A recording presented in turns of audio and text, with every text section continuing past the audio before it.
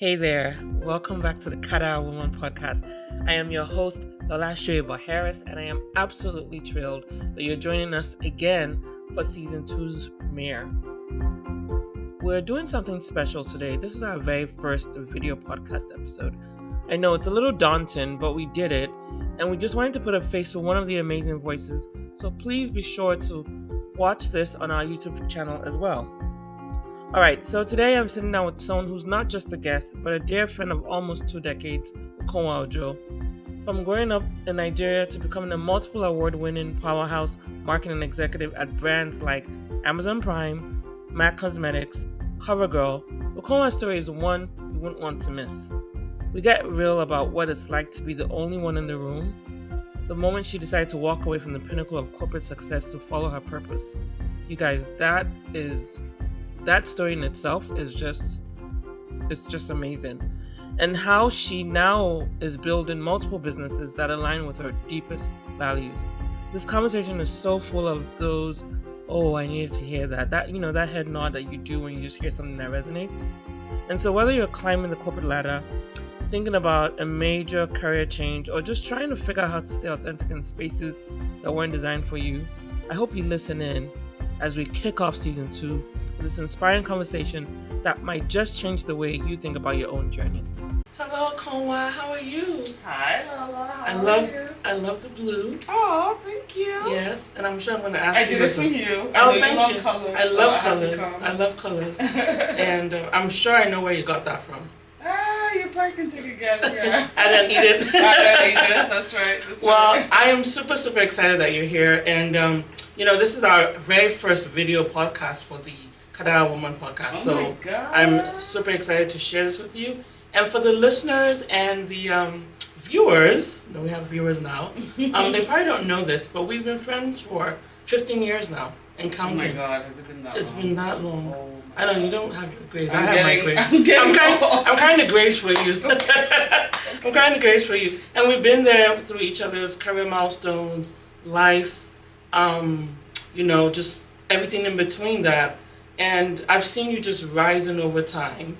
And it's always still great to learn that you have an impact even through everything that you've accomplished. But before I distract myself, I actually want to start from the beginning. Okay. So I always love to start from how people, what their root is, their heritage, and how that influenced the woman you are today, and what African country you're from. Yeah, so from Nigeria, but I've been in America now for, it seems like forever. But I went to high school in Nigeria. I was born there, raised there, graduated from high school, and then moved to the U.S.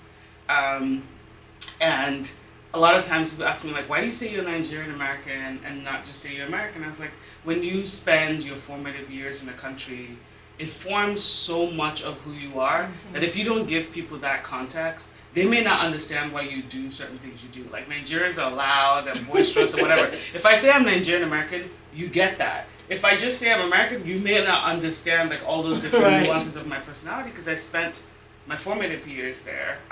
So yeah, I think that was definitely a really core part of forming who I am, who I was, who I'm going to be, and then of course like my family, my father, my mom, my sisters and brothers, my aunts and uncles and cousins, which is you say you're Nigerian American, everybody's uncle, everybody's auntie, like the whole village kind of like raises you, right? So I think that also kind of forms like who you are.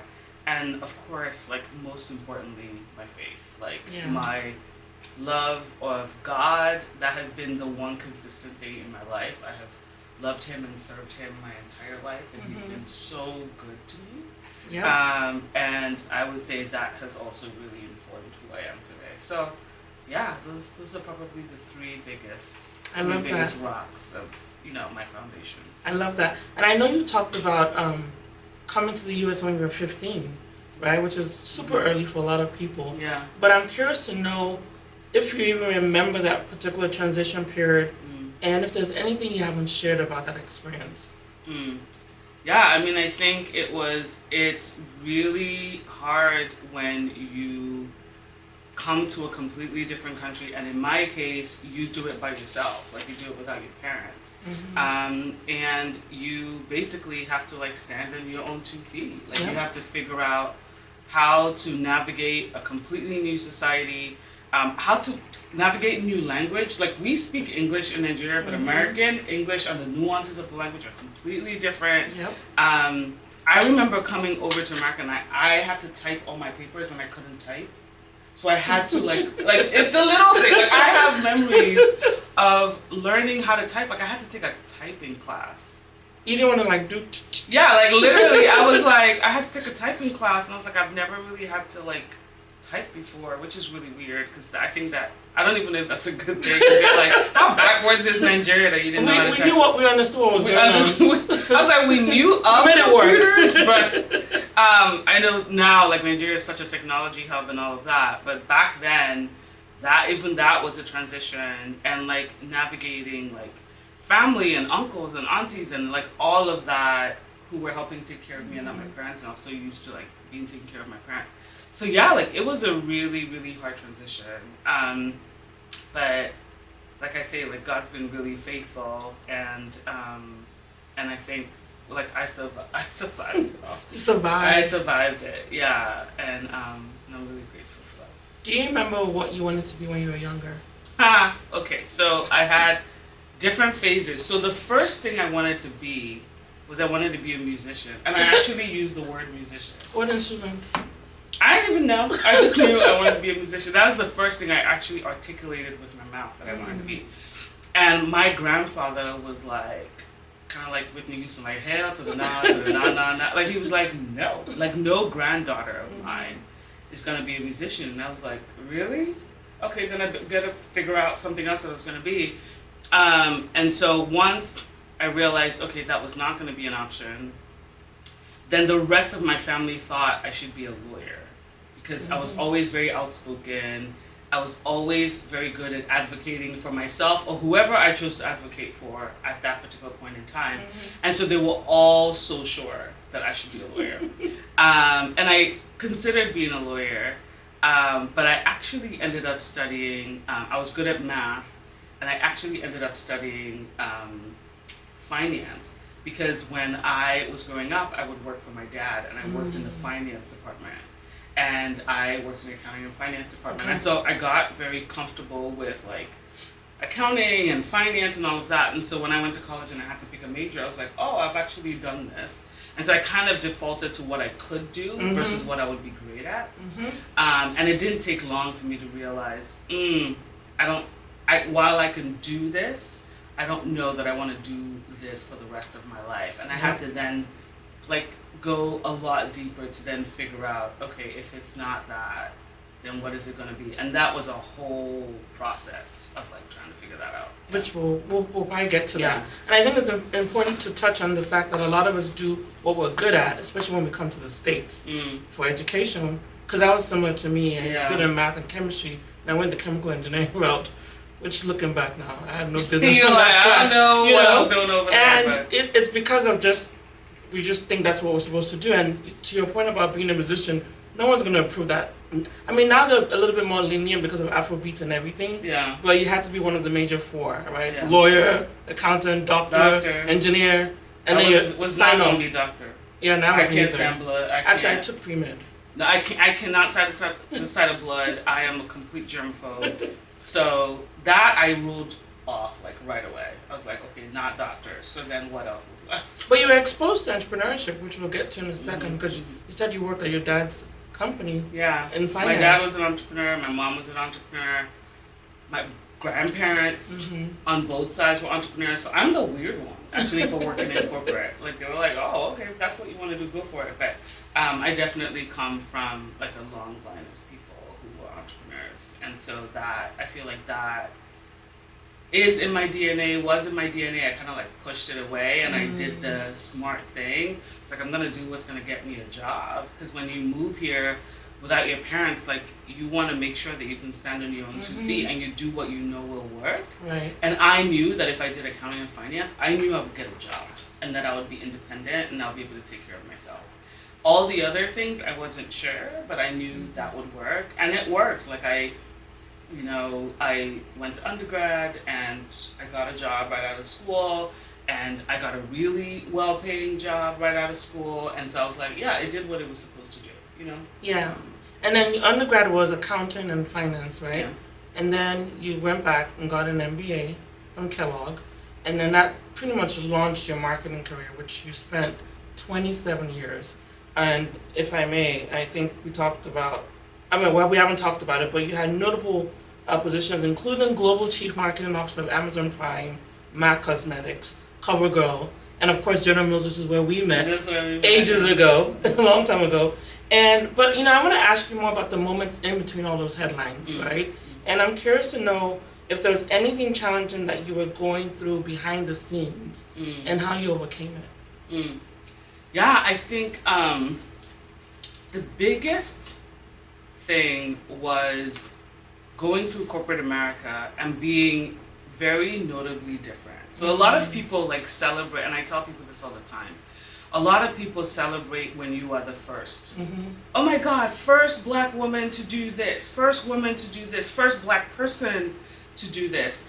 And nobody really talks about how lonely it is after the celebration is over. So you go through everybody's sharing the article, you did this, oh my God, you did that, oh, da, da, da, da, da. We love to see it.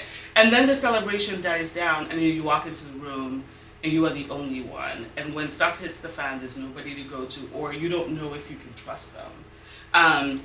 And so that I would say was probably the hardest thing. Because what happens is when you are different, then when you actually show up and you're different than anybody else, nobody knows what to do with that. Your boss doesn't know what to do with that. Your colleagues don't know what to do with that. And I remember, I'll give you one example.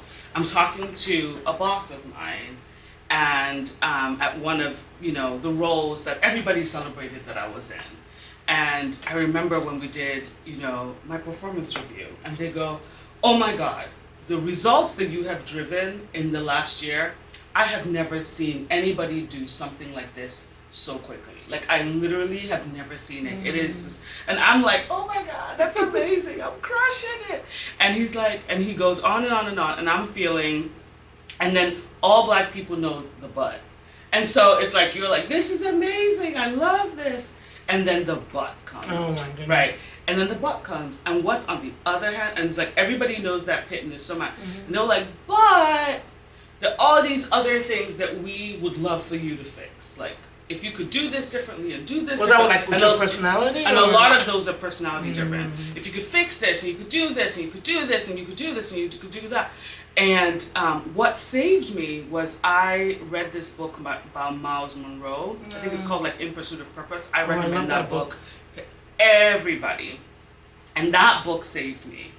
Because it gave me the language for me to have that kind of conversation when people are like, we're so loved that you can do what nobody else does, but can you please behave like everybody else? And so what I would ask as a question after the but would be I would love to have a mentor through this process so I can figure out how to continue to deliver these results, but in the specific way that you want me to do it. And so I would always ask, can you give me an example of someone in the organization that can mentor me, that is able to deliver these results that you think are so incredible, but also has all these traits that you think that I should demonstrate as well? Right. And after I would ask that question, it never fails. Every single time they go, great question. Let me think about it. I'm like, yeah, because there's 20,000 people or 30,000 people or 1 million people that work here. So surely there has to be an example of someone that can have all these traits, but then do these results that you've never seen. And I've never had a boss come up with an example. But there isn't. There isn't. They're missing the fact that everything that makes you use what makes you do that work. And that for me is not forgetting that fact. Right. It's the fact is if you are the first and you're the only, most likely the benefit of the diversity is that diversity allows you to see things that have never been seen before, allow you to do things very differently than they've ever seen before. It then allows you to deliver results they've never seen before. And it's not possible for them to have one without the other. So it's like, if you're going to have the benefit of the diversity, then you're going to have to be okay with the diversity. The whole package. Yeah, because what cannot happen is you have the benefit of the diversity, but you want me to be like everybody else. Right. Logically, that doesn't even It's not possible. Yeah, it's like, it doesn't add up. The math is not mathing. No. And so earlier on in my career, I wasn't confident enough, and I didn't know the language, and I didn't have the confidence of knowing that only the creator, only the person, and that's where Miles Monroe is helpful. It's like, only the person that made the thing knows why that thing is the way it was and why they shaped it the way that it was. And if you are not the creator, you don't really know the thing. Like, if you want to fix an iPhone, you gotta go to Apple. Like, they made it, they know all the intricacies of that. Like, you're gonna have to take a class or something. You're gonna have to really understand and study that to be able to speak about it. And a lot of people, especially when dealing with people that are different than them, try to understand you or try to give you context when they don't know the person who made you or why they made you the way that you are. And I think the more confident I became in knowing that and moving in that power, it actually allowed me to deliver much better results in my career, because I was trying to be I was trying to be the same, and that, like, it wasn't working. It doesn't work. It wasn't working. So I love that you talked about the clarity of tying who you are to the creator, which I think is part of what this platform is about, right? It's all about highlighting people who have figured it out in that moment of clarity. And a lot of people tie it to their faith, and then they decide to just go on that path. Because I do agree with you, we're all created for a particular reason. Some people, multiple reasons. It doesn't even matter the size, but there's something in you that you're supposed to bring out into the world. And so it's funny you said that, because I thought it was a good segue to talk about brand Ukonwa, right? Because I don't think you intentionally set out to become the brand that you are. And I'm curious to know, A, how did you figure out along the way, when it was the brand was growing, right? How to keep parts of you private and the parts of you to expose by virtue of your roles, because you had very public roles. Yeah. It's funny, like, people talk about personal branding a lot. I'm not a big believer in personal branding, to be honest, because I think that it allows you to focus on the wrong things, and it gives people almost like license to focus on the wrong things. My perspective is to give glory to the person who made me. I just decided to live myself out loud. And I think people interpreted that as like a branding thing, because I remember someone asking me, like, you have such a clear personal brand, like, even your hair, like, you have this thing. I was like, this is not a brand, this has, it grows out of my head. Like, I just decided one day that if my hair grows kinky, I'm gonna wear it kinky. It was not like a branding thing where I was just like, ooh, personal branding of Ukonwa. My hair is gonna look like this, I'm gonna dress like this, I'm gonna talk like this. I was like, no, I just decided, if God made me this way, there must have been a reason why, and I'm just gonna live that out loud in all the different areas of my life, from the little things like my hair, to my personality, to my confidence, to my love of my family, and my love of working hard, but also having, like, loving rest, my love of travel. Like, it was all these things that I wasn't totally sure if I could live them out loud, because I was like, is that okay? Is that permitted? And at some point in my 30s, I was like, you know what you see is what you get. And I actually think that God must have made me this way for a reason, so I'm just going to really lean into that, and I'm just going to be that. And I think in doing that, other people may have interpreted that as a brand, but to be honest. But it was consistent because it was authentic. It was authentic. But it also sounds like it was around the time when everything was just taken off too, when you stepped into it, right? Is that how it was? I would agree with that. I would agree with that, because I actually gave a commencement address at my alma mater at UNC, and one of the points that I talked about is that if you think of your career as a pyramid, your sameness is what gives you kind of like an entry into the door. So the base of the pyramid has a lot of people. Yeah. But there are a lot of people that graduate from college. There are a lot of people that have very similar credentials as you, and you all start. In fact, a lot of times you come in as a class. They'll be like the marketing class of 2005 or whatever at General Mills or whatever. So you come in, and at that point, it's kind of about your sameness. And somewhere in the middle of your career, for the pyramid to keep getting smaller, it's a pyramid. Some people never figure out the game. And the game is your sameness may get you in, but it's your difference that takes you farther. Right. I like that. Because the reality is, now there's a lot of you, and they have to figure out how many of you are going to go to the next level. And you're probably not going to get to the next level because you're just like everybody else. Yep. So do you deliver results different than everybody else? Is your style different than everybody else? Is your perspective different than everybody else? Are you bringing skills and knowledge that nobody else has? Like at that point, they have to be like, I got to go from 40 to 10. Why should you be part of the 10? Right. And a lot of times it's your difference that takes you further. Yeah. And so I don't think it was a coincidence that I kind of woke up one day and I was like, you know what?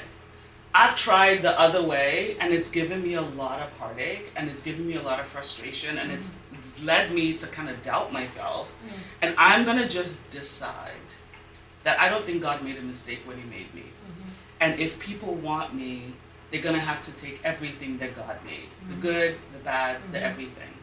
And as I started to do that, I started to actually get better business results. When was that realization? Was that General Mills or afterwards? It was, I would say it was like in the middle of, I would say my 30s. And so I don't even know, I would say my 30s. And in my 30s, I worked at a number of different companies. I worked at General Mills, I worked at Reckitt Benckiser, I worked at Unilever. So I would say like that entire time period, I was kind of like coming into myself. And so you'll see that like over time, I was just coming into myself. And so and it started like with the little things. Like I even remember the moment when I saw Viola Davis at the Oscars, and she had her hair short at the Oscars and in her natural hair. And I was like, I don't think I've ever seen that before. Everyone else has weaves. And I was like, that's actually really cool. I literally did my big chop after that. Oh, wow. And I was like, if she can wear it on the red carpet, then surely I can wear it to work. Representation. I was like, I can wear it to work. Like, why don't I feel like I can wear the hair God gave me to work? And it was just like this. And so it was those little things. And that's why I was like, it wasn't just like one thing. It was like, okay, I'm going to wear my natural hair. Okay, I'm going to, talk about the fact that I'm not going to pretend like I don't have a child. Like I remember I would leave like at 5 o'clock to go pick up my kid, and then I would, and then I would re-engage later on at night.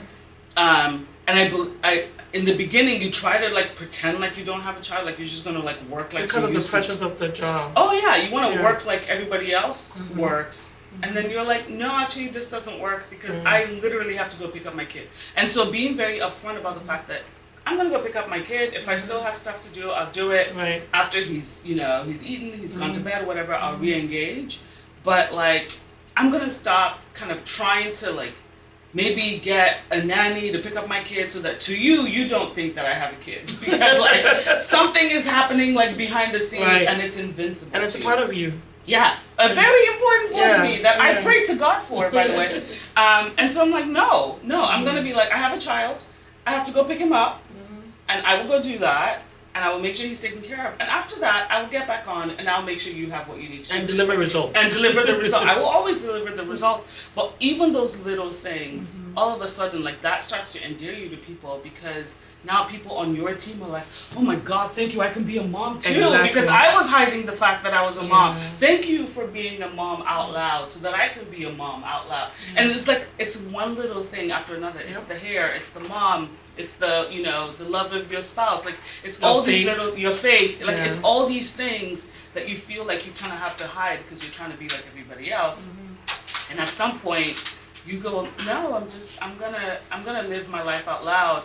And you start to be, people start saying, oh wow, seeing you live your life out loud gave me the confidence to do the same. And everybody's thing is different, but as you live all the different parts of yourself, each part of yourself can be an inspiration to someone else. Yes. Does that make sense? Yes, Yeah. it makes a lot of sense.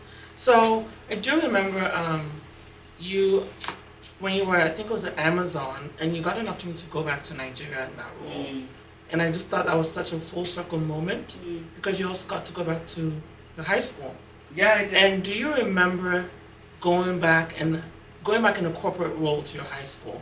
And of course, there's some listeners who are going to want to know this high school, so make sure you disclose that. You know the rivalry that goes on in Nigeria? Like the best high school. Oh my goodness. We're not college, and it's Yaba Lagos. Oh my goodness, we're not doing that. We're not doing that. The other fake QCs, but there's only one QC, is Queen's College, the one in Yaba. Oh my goodness. Why do QC always repping? Why do QC girls do this all the time? We just ask one question. Always. One question. Always. So anyways, when you went back to QC, yeah. How was that moment? And do you remember how that affected you? It was probably one of the most emotional moments of my career because it was kind of a last minute thing. I went back to Nigeria. I got invited by the AFREF, which is the African Film Festival. And I was a keynote speaker for AFREF. So I flew to Nigeria to go speak there. And so I was like, you know what? It would actually be really cool, since I haven't been back home in a bit. I'm back home. It would be really cool to go to QC. So I had a really good friend of mine, Shalakwe, who's part of kind of the QC Old Girls Association. And so reached out to her. I was like, I'm coming in. I think it would be cool, blah, blah, blah. And like Shalakwe took it like to like the nth degree. Like, that's what you guys do though. You guys do the most. Well, we always do. Clear. That's why we're like QC. And so I went there, and like literally it was at the end of my trip. I think I was there the whole week, and it was like the day before I flew out. It was like Friday or something. And so I was like, I finished speaking of AFREF. It was like the whole week, and then I'm gonna go to QC. And then I go to QC, and I was like, I don't know what I'm gonna do there. And she's like, oh, you know, I think it would be great if you address the girls at assembly. And I remember being one of those girls at assembly. And so I showed up at assembly, and I couldn't believe how many girls were there. And they were so, like literally as soon as I showed up, they were so excited that I showed up. And it was a very short speech, but it was a heartfelt speech. And I talked to them, and I remember it was like 8 minutes. Like it was super, super short. And I talked to them about my career track, and I just wanted to inspire them, to let them know that just because they started here, that any position in the world like is their oyster, that they can do anything, because I was them. And I didn't even imagine at that point in time that I would go to the US. I didn't imagine at that point in time that I would be running global marketing for Prime Video. Like I didn't imagine all of these things, and I just wanted them to know that it was all possible for them. And after the speech, I decided to go downstairs and meet with the girls. And when I say I got mobbed, like I got mobbed. Like Amazon security had to come to pull me out of the crowd because like the girls just literally You're one of them. Lost it. Like they just were so excited. And when Amazon security kind of like, they were worried about my safety, so they pulled me back. And I just had tears in my eyes. I'm sure. Because I was just like, God, like you just look out and you see the potential, and you realize that any one of those girls could go to a number of different places. And if this moment inspires them to what is possible, it was truly, truly, truly a full circle moment. One, for the full circle moment of it. And then the second was like, it just reminded me how good God had been to me. And I was just like, God, I don't know why you picked me. Because I was just like one of hundreds of girls. So why did you pick me to have this path in another country, so far away? Like who would have thunk it? And so it was very emotional for me because I was just like, I'm emotional now. Yeah, I was like, I don't know why you picked me. Yeah. But I'm so grateful that you did, and I will serve. I already was gonna serve you my whole life, but I will serve you my whole life, because I remember where I came from, and I remember that I didn't have to have this path, and I would still have been successful if I didn't have this path. Right. Because whatever path God has for your life, yeah, so long as you're living in your purpose, is success. But to be able to have success spiritually, but also success in a way that you define success, or the way that the world will define for success, it's a privilege. Yeah. And I was just like, I don't know why you chose me, but I'm grateful. I'm truly, truly, truly grateful. It's funny that we're emotional now because this happened years ago, and I remember when you told me about that moment too, because I saw it on IG, and I remember texting you. I can't remember how. I was like, "Oh my goodness, this must have been an amazing moment." Incredible. And then you told me about what you said, which was it was unplanned. It was just a last minute thing. Yeah. And I love what you just said about I was always going to serve you, but I will serve you. And so it's a great segue into this part of the conversation, which I call the Kadara moment, the moment when it just hits you with clarity. This is what I'm going to do. And it sounds like you had that moment from that experience. Was that the beginning of the decision to leave corporate America? Yeah. Leaving corporate America was, I would say, several decades in the making. We started about, everybody in my family was an entrepreneur. And I was the weird one. The wayward child. Yeah, I was the weird one. And so I always knew that I would go back to being an entrepreneur. It was just a matter of when. The only thing that they don't tell you is you have golden handcuffs. Yep. So the more successful you are, the harder it is to walk away. And like God literally had to help me with that part. Because I think that's what made it harder. So sometimes it's actually easier to do it when you're young and you're broke and it's like you don't have any other option, right? Right. But when you've gone on this path with God and He helps you be really successful and He goes, that's great. Now it's time to do this other thing. You're like, are you sure? I don't know if that was you. Let me think about that some more. I'm going to pray about that because I'm not totally sure. You want me to walk away from what exactly? I don't know, because I kind of like the way things are now. It's kind of cush.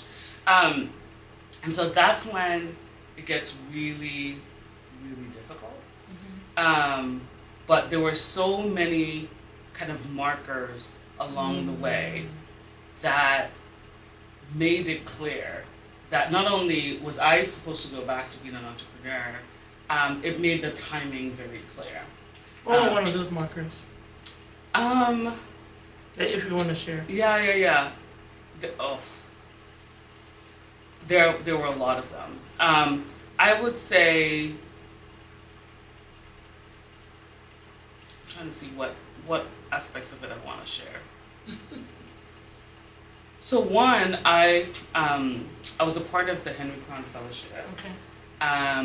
And that fellowship at the Aspen Institute, in a lot of ways, actually really changed my life.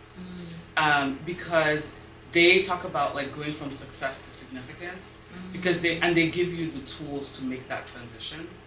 So for one, they're basically like, okay, you've had a very successful career, but as you look at the next few decades of your life, what is the legacy that you want to leave? Right. And for some people, it's one and the same. The career that they're in, they're already on the track to leave the legacy. But I knew that was different for me. I knew that, yes, I was successful in what I was doing, but there were a couple things that like God had made clear to me that He wanted me to do. And I knew that if I waited till the end of my life and I hadn't done them, I would really regret not doing them. And I wouldn't have a good enough excuse to God as to why I didn't do it. Because at some point, it was like, why did I keep on the path that I was? Yeah. To get a bigger house? To get a bigger car? To get more cars? To travel to more? Like what? None of those things, if I got face to face with God at the end of my life, why would I tell Him that I didn't do what He asked me to do? especially the same person, had been so kind to bless me in ways that I didn't deserve. And so for me, I was just like, yeah, no, I don't think this is the thing that I'm supposed to, at the end of my life, say, oh, like, what did you do with your life? And I'll be like, oh, well, I just continued on the path you asked me not to stay on. But look at all the houses I bought. And look at all the cars I got. I don't think you would care about that. Right. We know you won't care about that. So you already knew what you were supposed to do, but you were kind of praying over it, like, are you sure it's you talking? Or like saying I could do it in 5 years. I could do it. I could pushing the timeline out. But then nobody guarantees you right. that you have, not to be morbid, but like nobody guarantees you that you're gonna have that time. And so if you're not guaranteed to have that time, then you just need to obey. And so at that point in time, I've spent so much time, like my walk with him now is so much closer than it was even back then, because I've had a lot of time to deepen my relationship with him. As an entrepreneur, I've actually built my life around my relationship with him, so it's a little bit different now. But now, as I've gotten closer to him, I know even more now that the only KPI, so key performance indicator, the only KPI God cares about is obedience. That's true. He doesn't care about anything. Because the work will get done. His work. He literally, and if you don't do it, he will take it from you and he will give it to someone else. And he literally said that to me. He was like, I have given you this thing to do. If you do not do it, I will give it to somebody else to do it. And I was like, oh, wait a minute. Because what is not going to happen is not after you've been so good to me. I'm going to be like, oh, yeah, give it to somebody else. I don't want to be bothered with that. And I said, no, if obedience is what you care about, then I will stop. And I will obey. And I will trust you with the rest of it. And that started the and that was really hard.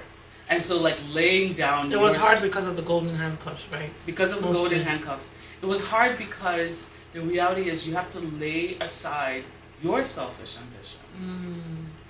And be like, why do I have an ambition that it's outside of the purpose of my creator? Where did that come from? And why do I have that? And like those are questions we don't really want to answer. Because that means you're either worshiping yourself or you are worshiping something that is not yourself and is not God, which you shouldn't be doing. And so for me, it was just like really delving deep enough to be like, where is this selfish ambition coming from if it's not aligned with God? If your selfish ambition is what he told you to do, awesome, go for it. But if it's different than that, then at least in my case, I had to stop and reflect and go, why is that? And then what do you want me to do? And how do I pivot so that they're both aligned and they're both in the same place? And that was a period of probably 6 months to a year. From the clarity moment to when you actually made it. Yeah, that was a long moment of just a lot of prayer, tears, fighting. And you involved your spouse? Asking forgiveness. Like, it was a lot of that. Like, a lot of just really soul searching. And did you do that on your own? Like, just self-reflection, praying? Do you have any mentors that just guided you through that process when you're just trying to get that clarity? I would say Henry Crown was a big part of that. Was helpful with that. I would say my husband was a really big part of that, because I think one of the things that you kind of have to realize, at least I realized in my life, when you get married, you and your spouse become one. And so you can't also, like, having an ambition that's also outside of your spouse is also kind of weird. And so if I'm now saying, oh, I feel like I'm being kind of like led in this area, doing that outside of my spouse is also kind of weird. And so like I have to have a conversation with my spouse to be like, I feel like I'm supposed to be doing this thing. And your expectation is, if you've been doing this, you've been on this track, you don't know how your spouse is going to react to that. But my husband was like, oh my God, I'm behind you 1000%. Like, whatever it is you want to do, like, I got you.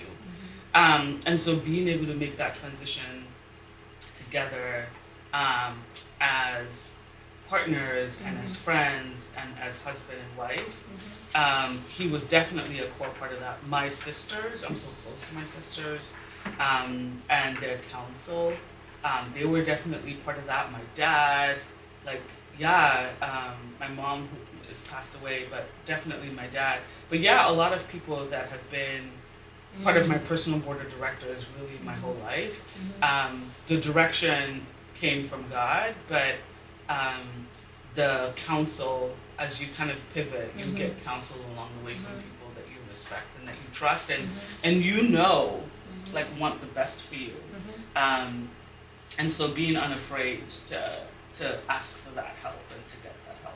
Yeah. So you said pivot, and I think it's perfect because we're pivoted into the purpose, the clarity, the work that you were told to do.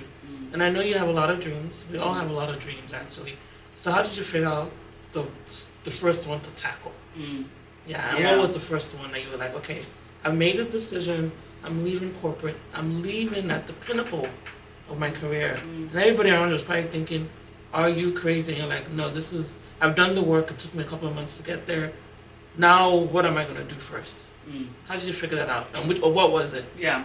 So I'll say the number one thing was recognizing that my life was completely out of balance. So if you asked me what my priorities were, I would have said my faith, my family, my friends, and then my work. But in reality, what my life was like, it was my work, then my work, then my work, then my work, and then everybody else. And you know, as my friend, that the friend part, by the time I got through all the works, and then I got the family, and then the friends will like totally get shafted. And my life was completely out of balance. And so one of the things I knew after spending time was like, okay, I know that what's really important to me is that in this second half of my life would be, I wanted my faith to be my work so that I could spend so much of my time and energy doing that. And so like it would automatically be in alignment because it would become my work. Right. And so I knew that the direction was going to be there. I didn't completely know how, but I knew the direction was going to be there. And so I started spending more time with God. I started reading my Bible. I started praying a lot. And it was one of the times that I was reading my Bible that I ran across John 17:20-23. And it was Jesus after the Lord's Supper, and he was talking to his Father, God. And he basically said, this prayer is for, not just for my disciples, but for everyone who believes in me. And he says, I wish they would be one as you and I are one. And if they are, the world will know that you sent me and that you love them as much as you love me. And when I read that, it was like I had served him my whole life, but I had never read that. And it had a very different meaning for me because it almost became like, oh, why haven't I seen that before? So if the world is going to know that he loves them, they're going to know that when we are one. Well, are we one? Why aren't we one? And that became kind of an obsession. And I describe it sometimes as a burden. And so I started doing research, and I realized that there were 2.6 billion Christians around the world, but what had started with like Jesus and his 12 disciples had now splintered into like 46,000 denominations and rites. And I became completely obsessed with turning that around. And then I said, what does it look like if all of the Christians around the world came together in one place? And I spent a lot of time obsessing over that. And what came out of that is what today is known as Zaia. So Zaia. And that is a platform that is now available on the App Store, on Google Play Store. And my vision is it will be the platform where every Christian is going to come together. And the vision is that in coming together, the world will know that he sent Jesus, and that and God loves them as much as he loves his own son. And so that has become the obsession of my life. And that is something I know that I will spend the next however many more decades God gives me of my life, is working towards that unity in the body, and doing whatever I can do to help that unity in the body. So yeah, that was the work. That was the one that is the real work. That kept coming back. That's And then work. you have Zaia Ventures. Yeah. That's kind of like a back-end behind that, right? Yeah. And that, you want to talk about Zaia Ventures too? Yeah, so what I basically did was I created Zaia Ventures to house these kind of visions that God had given me and given me the opportunity to bring them to life. And so it's a venture studio. And so what we do is we see a white space, we either build something in that white space or we invest behind the founder in that space. And so Zaia, which is the tech platform to bring all Christians worldwide together, 2.6 billion, almost 3 billion of us, is one of the companies that we have founded under Zaia Ventures. The second thing for me was my mom passed away like really tragically about 12 years ago, and I just felt like she was really gone too soon. And I wanted to make sure that the world never forgot who she was. And so my mom was a fashion designer, so I get my fashion sense from her. And my sisters and I thought it would be really cool if we started a business or a brand in her name and honor, so that the world would never forget her. And so Ada and Edith is the other place where I spend a lot of my time. And so we also founded Ada and Edith, which is kind of a luxury apparel line for women. And Ada is my mom's first name, Edith is my mom's middle name. And so everywhere that, Ada and Edith shows up, and it's, we've already gotten coverage, whether it's on TV or in certain publications, like everybody gets to know who my mom is, and I get so much joy from that.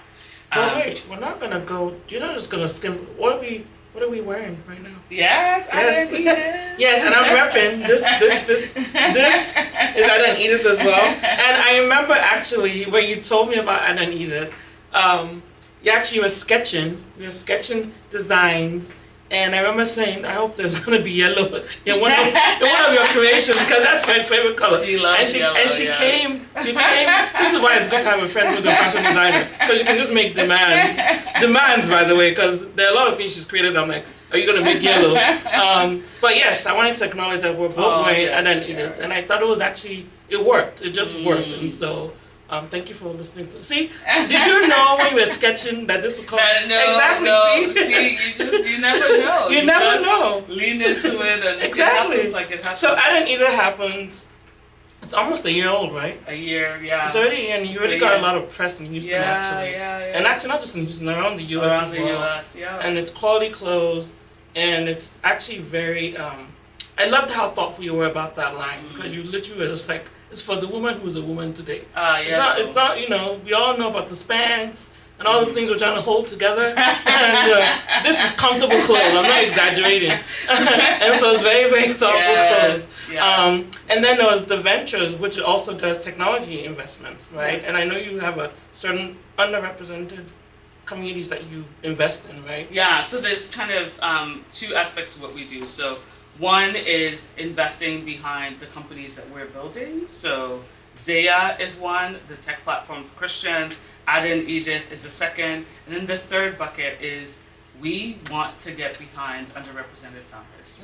And where we see incredible founders that have great ideas, where we believe we can help, because we can't help everywhere. So it's in the spaces that I know really well and I believe that I can help. Where we believe we can help, and then we invest in the founders, not just in financial resources, but then also in advice and in advisory resources as well, or making introductions where it's necessary, or making connections, where it's necessary. And so, I know one that we haven't publicized all the investments we've made, but one that we have publicized is our investment in Tapes Animation Studios. Oh, cool. That's very... I remember seeing that. Yeah, it was in Variety, and it was covered in different publications around the world.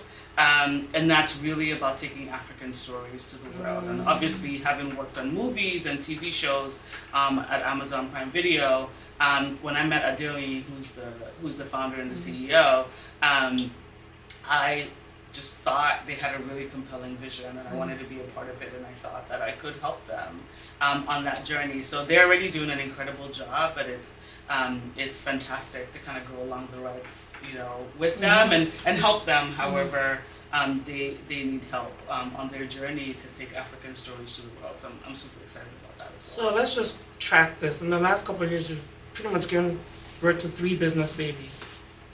Yeah.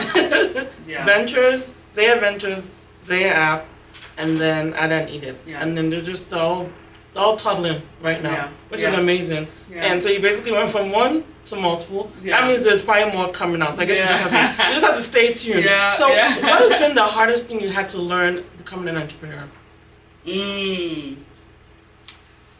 I would say the hardest thing is, and I think I've shared this with you before, because like we said, we're friends, is the biggest thing is you have to learn to take your ego, put it on a plate, and eat it. Every day. Every day. Are you going to explain that for people? Every day. You're like, what did you eat today? I ate my ego. I had it for breakfast, lunch, and dinner. What happened? Yeah. Because you come from being a corporate executive, you have massive teams, massive budgets, sometimes billions of dollars you were managing, teams around the world. Literally you send an email and people are like, what you need? We are here for you, let's go. And to some extent, because of the profile that you have, you still get some of that, but it's nothing like, if I send an email saying, Amazon needs, they're like, what do you need? We are here for you. And so for me, making that transition and recognizing I was going to start a business, but I wasn't going to start with a team of 1,000. And all of a sudden, I'm like, oh, I have a team, but I don't have anywhere near the team that I had before. And I have resources, but I'm not managing a multi-billion-dollar budget. Right. And so that's where you go, this is different than what I used to do before. It's a more meaningful and purposeful vision. And it will grow to be, we will build multiple multi-billion-dollar businesses. I have zero doubt about that. We will definitely do that. But the journey to that place requires patience, requires humility, requires trusting other people, and humbling yourself, and trusting other people along the way. And I think for me, that was the biggest, you just realize that, day one, all of a sudden, your team is a lot smaller than it used to be. And so you just stretch yourself in ways that you didn't stretch yourself before. On the other hand, I actually think that's a really good thing. Yeah. Because I have learned so much that I didn't even know that I would learn. And so there are other sides to that. And then you meet so many incredible people. Like yesterday, we had a trunk show for Ada and Edith. And I met the most incredible human beings. And I don't know if I would have maybe I would have met them in my, past life. But the fact is I'm meeting them now, and it filled my cup, and I woke up and I was filled with joy when I woke up this morning. And I don't know that I would have met them before. So there are definitely joys that go along with that, and I wouldn't trade this for my past life. But there are definitely times when you have to deal with things. You're like, why am I dealing with this? I would never have dealt with this in the past. I remember when we were launching Ada and Edith, the first shoot we did in London. And because, and I thought it would be really cool to do it in London because my mom went to fashion school in London, and it felt like a really full circle moment. And so the shoot is the next day, and the clothes had been shipped from our clothes are made in Italy, that woven in Italy, made in Italy, and then they ship it for the shoot, and the clothes don't arrive. Oh. And you have the shoot happening. And I'm like, oh my God, this is ridiculous. Like, we need to have this photo shoot. And so I put on my entrepreneur hat and I went to the UPS warehouse. And I was like, where are my clothes? I am not leaving here until you give me my clothes. And they were like, ma'am, you can't be here. They were like, the Nigerian you came yeah. out. They were like, ma'am, you can't be here. I was like, no, what you don't understand is I have a shoot happening tomorrow. And I'm going to be with my clothes tomorrow. And I understand it's in this warehouse somewhere, but you haven't delivered it. So I'm going to need you to go back into that warehouse and find my clothes. They thought I was kidding. I was like, I'm not leaving here. Because the shoot is also costing you money. Yeah, and you have teams of people. You have models, photographers. You've booked, like, there are a lot of things that kind of go into this moment. And in that moment, I was like, why am I here? I would never have been here before. Like, this is crazy. But they went in the warehouse and they got my clothes. And they found my shipment. And we shot as expected. But there was a moment where I'm standing in this warehouse and I would be like, why am I in this warehouse? How did I end up here? What am I doing with my life? What am I doing with my life that I'm in this warehouse? Yeah. Like, telling a guy that, like, he better go find my clothes. That is a moment where you're like, I'm going to take my ego, I'm going to put it on a plate, I'm going to eat it. So you're like, this is the part of my ego that I ate today, but I got my clothes though. And you put suya on it. Suya pepper, because I know you like suya pepper. Yeah, like, put suya, chop it up, grill it if you want, put some olive oil on it, whatever. Just put the ego, eat it, and be like, you got to do what you got to do. And that was not a moment to be executive Ukonwa. Like, I trust that you will handle it. Who's the you? Pick up a mirror. Who is the you? The you is you. You pick up your phone, do the selfie, flip it around, be like, you're gonna handle it. You're gonna drive down to UPS. You're gonna sit in that warehouse, and you're gonna say, I'm not leaving this place until you give me my shipment. And so those are the moments where, like, I didn't have to do that before, but I have to do it now. But now it's a story that I can now tell about what it was like on this. So everybody then saw the shoot, and it was like an incredible launch. I didn't know this story. We had such an amazing launch, but nobody knew that shoot almost didn't happen. Like, it was just like, oh, it almost didn't happen. I didn't have this full circle moment of shooting it in London where my mom got her fashion education. So, yeah, like, there are definitely, like, painful moments, but then sometimes out of those painful moments come growth and strength and humility and joy. And so when you're on the other side of it, you're like, oh, that was painful, but that was actually kind of fun. Kind of like having a baby. Like, it's really painful to go through it, but then at the moment where you see your baby, you're like, oh my God, like, that was totally worth it. Entrepreneurship is a lot like that. All right, so we talked about your life as an entrepreneur, and you've had some pivotal moments and opportunities that have happened without your titles, right? One of them that you actually talked about earlier in the conversation, which was when you went back to give a keynote speech. That happened recently after the titles. Do you remember getting that call and what that felt like? Yeah, it's interesting. There have been a few moments like that, because when you walk away from corporate, you wonder what your life will be like without, my name is Ukonwa, I am the CMO of X. And you know that whatever it is you're going to do after, there's going to be a time where you build it up to be as big as X, but there's always a point of transition. For some people it's a day, for some people it's a year, for some people it's 10 years, some people it's their whole kind of lifetime, and you don't know how long it's going to take, but you have to kind of emotionally prepare yourself for that period. And so I had to recognize that, like, yeah, I was probably going to lose some cachet in this transition.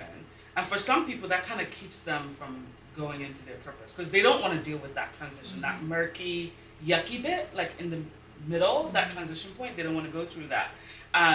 But when I said, you know what, I'm going to do this, God, if this is what you want me to do, I'm all in, let's go, let's do this. And whatever happens, happens. And I was prepared for my yucky bit to take a long period of time. But it's so funny that there's so many times when you kind of like give things over to God, and then he goes, I just wanted to see if you would give it over. But since you're so willing to give it over, I'm going to give it to you anyway. And so it was so great that very quickly, really, after I left corporate and I started building I had so many opportunities kind of come to me.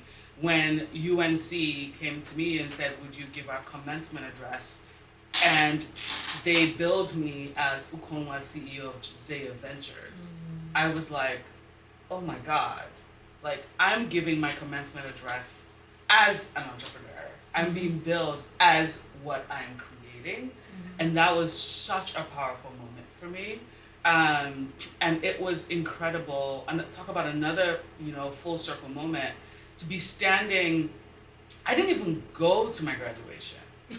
I didn't, because I was being cheap. I was like, I loaded up on the credits, graduated in December, and started working. Wow. Because I was just like, I just need to go out there and make some money. And graduation, I started working, and then graduation was like after I had started working. And so I had to go back to my school. I was like, no, I'm not paying a flight ticket, hotel to go walk on the stage. And so when UNC called me to do the commencement, they didn't realize that I had never walked. Oh, wow. And so I was actually very emotional. Maybe I'll even at some point share the video, because they shared the video with me. I was very emotional at the commencement speech, because I was like, you don't understand the gift that you gave me. The first gift is I got to walk, because as the commencement speaker, you kind of walk ahead of the students. And so I was walking, I was like, God, you're a great restorer, right? Because you didn't have to give me this. So not only do I get to be commencement speaker, but I get to walk in the graduation ceremony, and this is such a gift and a full circle moment that I get to do this. But then also coming back, and like I did at Queen's College, going back to UNC Chapel Hill, to the business school, and saying, look at what happens to your life. And I talked to them like I was talking to the very young me that would have been sitting there, and say, look at what has happened to your life, and everything you dreamed would happen, like it actually happened, right? And so at the end of my speech, I was talking to younger Ukonwa, and I said, and you get to come back here as the commencement speaker. And I just broke down. It was very emotional for me. And I did it as Ukonwa CEO of Zaia Ventures. Yeah. And it was the perfect time for me to go back as commencement speaker, because I dreamed of being an entrepreneur when I was in undergrad in business school. My classmates know this about me. And so to come back as an entrepreneur, and that was when I got the call to be the commencement speaker, it was like such a powerful full circle moment for me. I also got to go back to Cannes Lions Festival, and I remember getting my badge, and I had been to Cannes Lions Festival I'd spoken there so many different times, but I was always Ukonwa CMO of this, Ukonwa CMO of this, and I got all these speaking opportunities as Ukonwa Chief Marketing Officer or whatever. And so to go back to Cannes Lions Festival and be sitting on a main stage, and my badge said Ukonwa CEO of Zaia Ventures, I was like, wow, like these are things that I didn't ask God for. And for whoever kind of called me and said, oh, we would love for you to do this, I didn't even know there were things I wanted to do. And to be honest, it was okay if I never did them. But there's something really powerful about doing a lot of the things that you did before, but doing them in your name and for your company. Yeah. There is like this, it's an incredible feeling.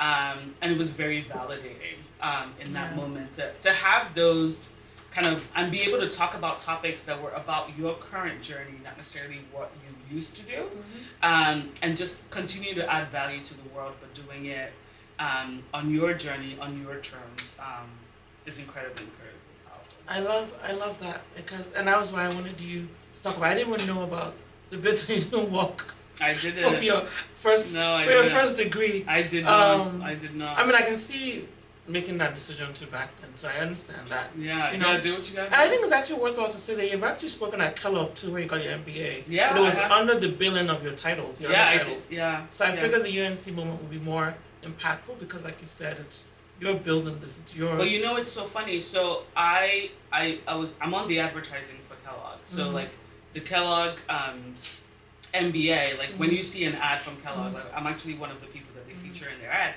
And when they shot it, I was, CMO of Prime Video, and but I didn't even realize the ads were still running. And so I had a young woman. She was like, "I saw your ad for Kellogg." I was like, what ad? She was like, yeah, CEO Zaia Ventures. I was like, what, really? And so now, like, still, Kellogg is running ads with my image. They updated it as CEO Zaia Ventures. And I know as a marketer that they would not continue to run it if it wasn't effective. Right. And so, yeah, I was like, I know. It's working for you. And so to know that they continue to run the advertising that I shot like 3 years ago, and they're still running it till today. And she's like, oh my God, I get served your ad all the time, like on social, like on the digital ads. And they updated it to my new title, and it continues to be, continues to be effective. And if I dare to say, because I believe I'm really blessed, it's probably even more effective, because the anointing is on it. The fact that it continues to be there, but it's under the billing of who I am today, it just shows that like I trusted God with this next chapter of my life, and I haven't had to miss a beat. Like he has given, like I've got to build something completely new, and I didn't actually lose what I had before, and so it's almost kind of this. It's been a big blessing. Yeah, and there's one thing I wanted to also share, because I've been front row in some years I haven't because of just time, and I've seen you though just navigate again the valleys and peaks. And through our friendship, I've also seen you navigate personal challenges as well. And I'm curious to know if there's any of those experiences, when you look at it as a whole, if that's changed your perspective on success and fulfillment. Yeah. I think that when you're younger, success is defined by achievement, and in some cases the possession of things. And it was interesting, I just did an interview for the We Institute, and one of the questions they asked me is like, what is the thing that you cannot live without? And it was really interesting because I thought about it, and I was like, there is nothing that I can't live without. Like things are not my thing. And it's just interesting how that transition has happened, where in the beginning it was just like, it was about getting things and more things and owning bigger things and shinier things.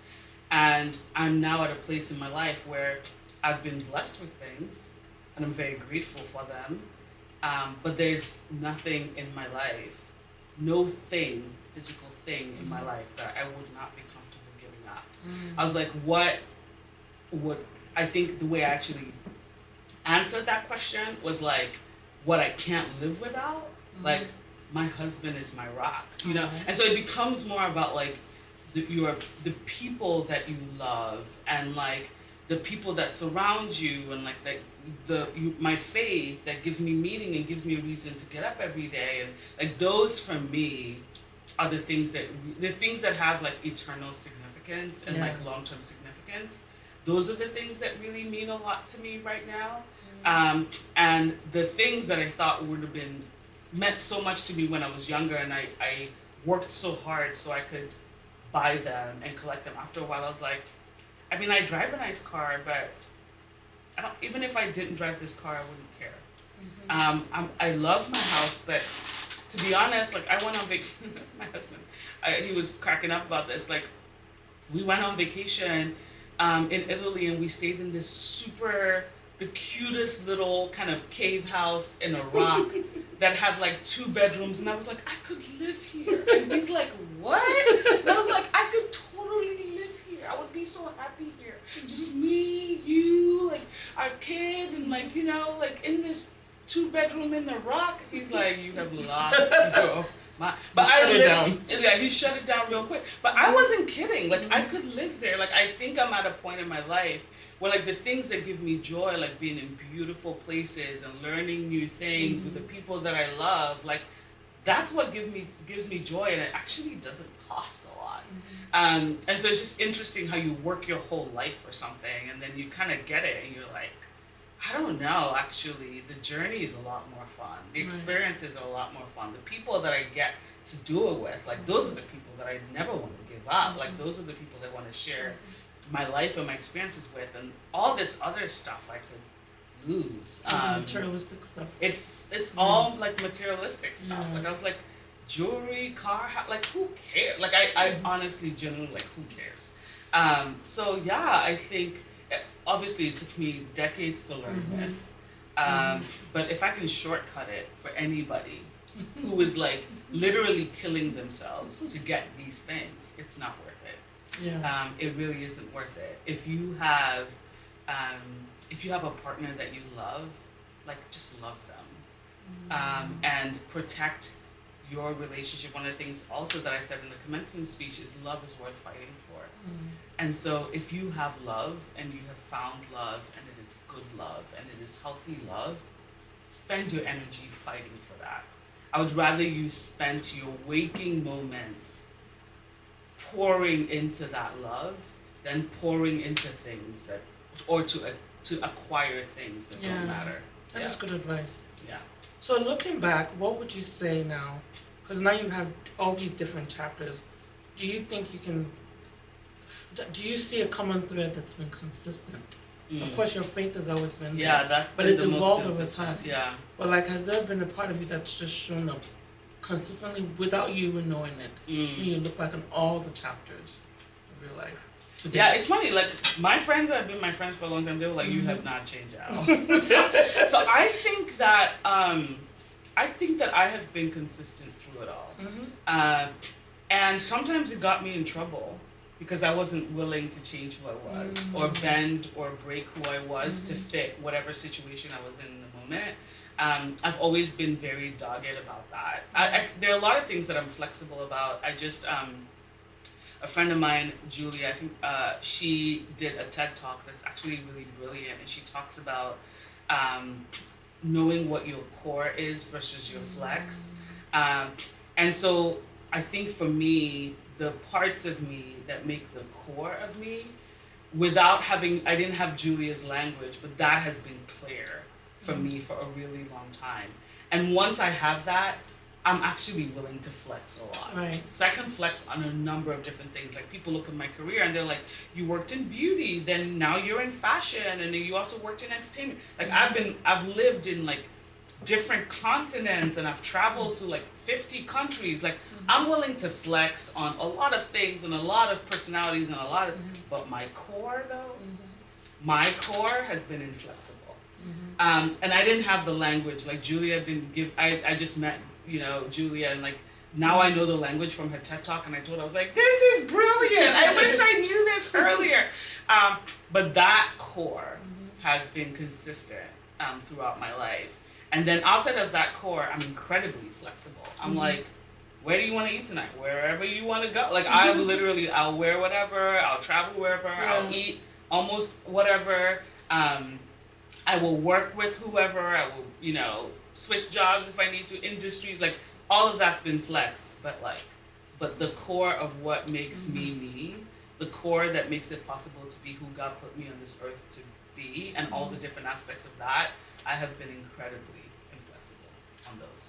So you mentioned friendship just a second ago, and I just thought it was interesting because as someone who was, I would call you corporate America famous, would you say it was either hard or easy to maintain the authentic relationships throughout those transitions, right? Because you said you had the same friends. Yeah. But it couldn't have been easy. Yeah, so I have different circles of friends. And I have like my core friend group. And that core friend group, like once you get into that circle, it's hard to get in that circle. But once you get in that circle, you never get out of that circle. Like, you will always be my friend. Like, you don't get to choose to not be my friend. Like, I would be like, psh, whatever. Anyway, so going on back to this friendship we have, like, like, the people who are in that core, they are in that core. They've been in that core for decades. Even if you're newer into the core, like, if you make it into that core, like, it's like you are in the core. Right. I have a lot of people that I make friends very easily, and I'm a very friendly person. I make friends very easily, and so I make friends like all the time. Over time, some people end up in the core, but for the most part, I have a lot of friends who are either on the next circle out of the circle after that. And so that part, I would say, I've always been very open to friendships because it's one of the ways that I learn. Mm-hmm. It's one of the ways that I learn, and I learn about new restaurants. Like I met somebody yesterday, and I was like, oh my god, we're friends now, and they like introduced me to all these restaurants. Yeah. I wouldn't have known that if I hadn't made friends with them. So yeah, I think it's one of the ways that I learn. It's one of the ways that I live. Mm-hmm. And it's one of the ways that just adds so much joy to my days. Mm-hmm. And so I think that's really important. But yeah, I'm the same person to all of those circles of people. I think it's just when it comes to prioritization. Mm-hmm. Like, okay, if I had this weekend, who am I going to spend my weekend with? My core friends, I would drop anything and be there for those people. And I had to have that core because when I was an executive, I didn't have a lot of time. Mm-hmm. And so I could not maintain intentional relationships with so many people. Like, it's literally impossible. And so at least that way I could say, okay, like, these are my core friends. And for these friends, I would be willing to prioritize, drop things at a drop of, change things at a drop of a hat, cancel a meeting to have lunch. Like, I would make whatever sacrifices were necessary for these friends in my core. And then I know that the friends outside of that, if it works, it works. Yeah. If it doesn't, it doesn't. I show up as the same person to all those people because I don't believe in changing who you are. But in terms of prioritization, I feel like I'm willing to sacrifice the most for the people that kind of like are doing life with you, like the people that are in that core.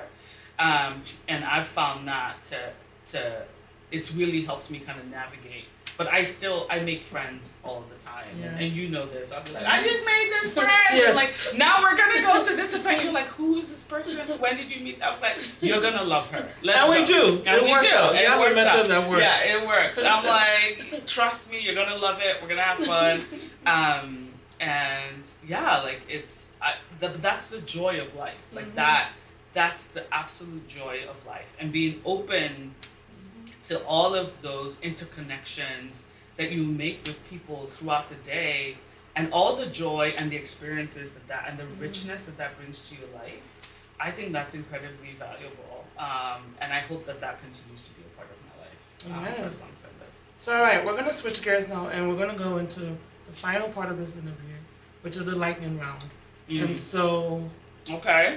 Quick answer. Do I need to do anything? No, you're just answering questions. Okay. It's not the Jimmy Fallon show. Okay, let's do this. See, look, QC babe, we just said ask the questions. Just ask the questions, Questions. Yeah. And don't overthink it, there's no wrong answer. All right. The first thing is your personal mantra. What words do you live by? I had this on my bio for a very long time, and I think it's pretty true. Work hard, play harder, pray hardest. Ooh, that's good. Yeah. You can make a shirt out of that. Yeah, I could. Like, I don't need it. Okay. Yeah. Yellow. Yellow. A yellow shirt with the saying, got it. Check. Done. What matters the most to you? We talked about legacy earlier, right? My faith and my family. Yeah. If this applies, what would you say would be your greatest fear? My greatest fear, which led to what I'm doing right now, is getting to the end of my life and not doing what God asked me to do. That's a big one. And I know there's brand Ukonwa.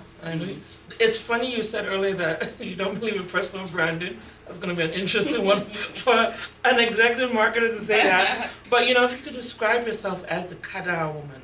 I don't know if we talked about this, but Kadara means destiny, right? In 3 words, what would those 3 words be? Describe myself. Yeah, 3 words. I am trying to see how other people would describe me. How would I describe myself? I am fun-loving. I am direct. I am consistent. Ooh, I like that. And that's why we're friends, because you're direct. Okay, so this was a good one. Since you're building, you have 3 business babies. What was the last thing you had to learn? What are you learning now? What am I learning now? My tech platform leverages a lot of artificial intelligence, and that landscape is changing all the time. And so my team and I are just doing a lot of experimentation as to what aspect of artificial intelligence is interesting for us that we want to incorporate into Zaia, and what aspects of it don't make sense for our platform. But you kind of have to learn and experiment across a number of different things to see what makes sense. So I would say, yeah, I'm learning a lot about AI right now. That's a cool one. And you already talked about your favorite book earlier, The Miles Monroe is one of them. Do you have another one, a quote you'd like to share? That is for sure. That book changed my life. And it's just like, if you don't know Miles Monroe, like just go and geek out on his videos and just watch his sermons and just listen to them and like read every book. The wisdom that God gave that man is just, and he knows so much about a lot of things. It's not just biblical, it's also strategy. It's about relationships. It's about how to manage money. Like, he was just gone too soon. And I'm just so sad that he's no longer with us. But I would definitely recommend the book In Pursuit of Purpose. But really, any book written by Miles Monroe, any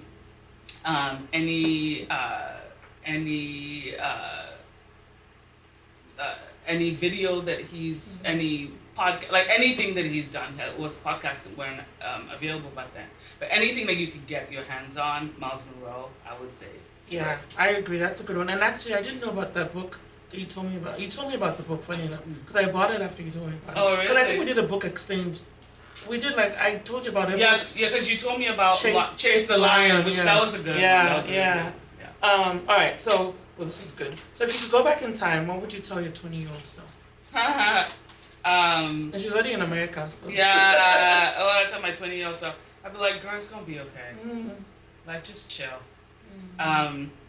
But I mean, one of the words I would have used to describe myself is intense. Like, I've always been like an intense person. I tell people I'm a sprinter, not a marathoner. Like, I've never been the like even keel, like just steady as she goes. So I have a feeling that I would tell her to chill and she wouldn't chill anyway. But I would still tell her to be like, it actually works out okay. It actually works out okay. So all those things that you used to like worry about, will it happen for me? Will you do this? Will you do that? You're like, the choice that you made, and in some cases the unpopular choice among your circle, among your corporate colleagues, the choice that you made to serve God with your whole heart for your whole life is the best choice you ever made. Because in making that choice, you got everything else. And so one of the things that God said to me was kind of like a love story to me. He says, they say you can't have it all, but it's not true. You can have it all if you put me first. And it's really true. Because in serving him, he gave me all the things. Like, I did end up becoming a wife to an incredibly loving man. Like, I did end up, having a son, and he's an incredible person. Like, I did end up, like, traveling to all these different places. I did end up living my dream of being an entrepreneur. I did end up being a designer that I had, dreamt of for so. Like, I did end up doing everything that I imagined that I would do. And the world makes you believe that if you're so passionately after him, you will sacrifice all these things, and it's not true. He will, if you trust him. It may not happen in the timing that you want, but when you stop and you kind of look back at it, you see that he gives you everything that you ever asked for. He's for sure always there. And he gives you everything, that all those dreams that he put in your heart, he'll give you every single one. Oh, that's a good one. All right. So this is a good one. What would you consider your greatest achievement to date then?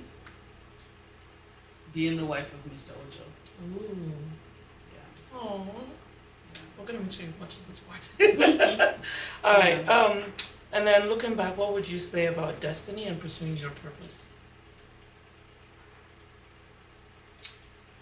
I think that one of the things that I've learned is that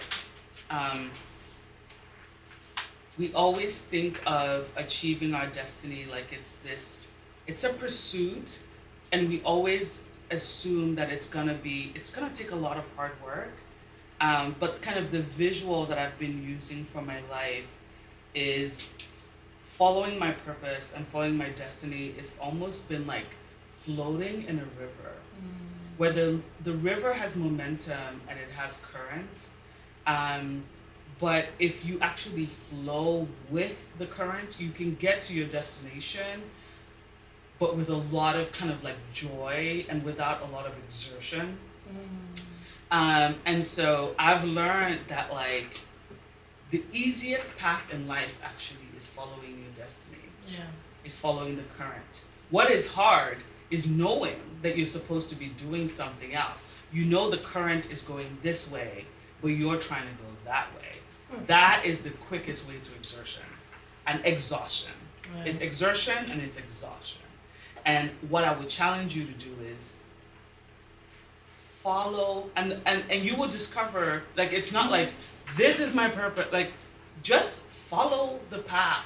Like, just follow, and you won't know the full path, but as it's revealed to you, give into it. Just like when you're flowing through the river, you don't know what twists and turns, whether it's going to be a rock, but you just know the current. And so if you just find the current and you just stay with the current, you'll find all these twists and turns along the way. But that is the fastest way to get from, because you can go faster within the current. You can still row within the current and go even faster, but it would take much less energy than trying to float or swim against the current. And so that would be my biggest advice on purpose and on destiny, is you may not see the entire picture, but just find the current and float in the current. And that is the quickest way to your purpose and to your destiny, and it's without exertion, or it may have exertion, but it doesn't have exhaustion. Yeah, that is so well said. Well, last question is, what are we going to be doing together for the next 15 years of our friendship? What are we going to be doing together? I know. We're going to love each other and our families. Yes. We are going to travel. Yes, and the big one is we are going to eat. No, we're gonna eat. We're gonna eat. And Italy. That's true. I love Italy, so of course we're gonna travel. And then we're both foodies, so we have to eat a lot. That's why your homework yesterday was great, because you got us some more restaurants. There you go. Yeah, yes. Exactly. So we're gonna eat a lot. How about this? We're gonna travel and eat while we're traveling. I love that. So like we, and then we'll wear clothes that give us room for expansion. There you go. Well, Ukonwa, this has been amazing. Yeah. I appreciate your friendship. I appreciate you for being on this platform, and I think this was way more than I could have expected. So thank you for just doing this. And thank you for flowing in your current and having I am trying. me on your podcast. I know. Thank you. Thank you. I love you, girl. Oh, I think I just thanked you. Well, I don't care. Thank you. All right, that's a wrap. Well, that was a wrap on season 2's premiere. And it's also our very first video podcast episode of the season. I'm still taking in all the wisdom Ukonwa just shared with us. You know, there's something so powerful about hearing someone say, I was at the peak of my career, but I knew there was something else I was meant to do. Ukonwa's journey reminds us that success isn't just about impressive titles or collecting things. It's also about having the courage to follow your own purpose, even when it means eating your ego on a plate, in her words. I love what she said about finding your current. Life doesn't have to be an exhausting upstream battle. Woof, that was deep for me. When you're in alignment with your purpose, it feels more like flowing with the river. Yes, there are going to be twists and turns, rocks along the way, but you're moving with less effort and more joy. And so whether you're facing challenges as the only one in your workplace, considering a major pivot in your career, or just simply trying to live more authentically, I hope this conversation gave you some clarity and courage for your own path. And if you enjoyed this episode, please share with someone who might need to hear it. And don't forget to subscribe if you don't want to miss the rest of our amazing tool lineup. And oh, one more thing. Starting this Friday, I will share the reason why I started this podcast and my journey to building Kadara Media. And so until next time, this is Lola reminding you that your destiny is waiting, and all you need to do is find your current and flow with it. This podcast was created, produced, and recorded by Lola Harris and sound edited by Mo Isu. The Kadara Woman Podcast is a production of Kadara Media.